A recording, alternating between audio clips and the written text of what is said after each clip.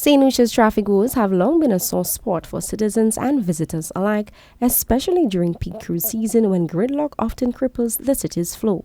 But the Saint Lucia Cruise Port Slcp is steering its redevelopment agenda in a direction that considers not just aesthetics, but accessibility and long-term urban mobility.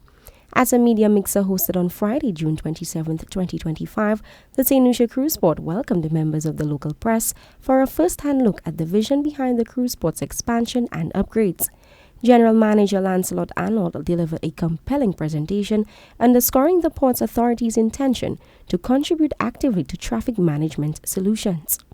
One spin-off of all of this as well is that we are seeking to address some of the traffic management issues in the city of Castries related to the cruise, especially on cruise days. We are all St. Lucians, we know on a cruise day, the city of Castries is a nightmare. If you can bypass it, you try as much as possible to do that.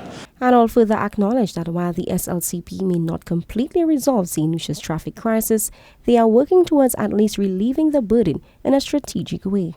So what we're trying to do as a spin-off of our investments is to see how can we work with the government and assist in that. It will not totally alleviate it, but our efforts, we are seeking to amend that and assist in alleviating that. Among the more forward-thinking components of the project is the construction of a tender jetty at Bannans Bay, a move expected to significantly reduce congestion in central Castries by diverting traffic to the south. One of which is the installation of, I would say, construction of a tender jetty at Bannans Bay. Right now, there are no landing facilities aside from the fishers in Bannans Bay. What we are doing is putting in a tender jetty there. That tender jetty does a couple of things. One, it allows us to move people via the sea, say from Point Seraphim to Bannans Bay. They can now jump on a tour bus and head south. So they don't even need to. The number of buses can wait for them at Bannans and they can immediately go down south. They have a free flow, they don't need to go through Castries. And on the return leg, they can do the same.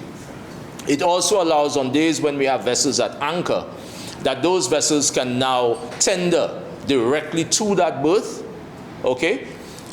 Persons can come off and again. And it also expands how it is. So for now, we focus on Bannans Bay. But what that does is once you land people at Bannans, people can now filter into the city along that. So there's opportunity for increasing and enhancing that entire area from Bannans right back into the city of Castries. As Saint Lucia positions itself as a premier cruise destination in the region, the Saint Lucia Cruise Port's redevelopment signals more than just cosmetic change, but a strategic shift towards efficiency, sustainability, and enhanced visitor and citizen experience.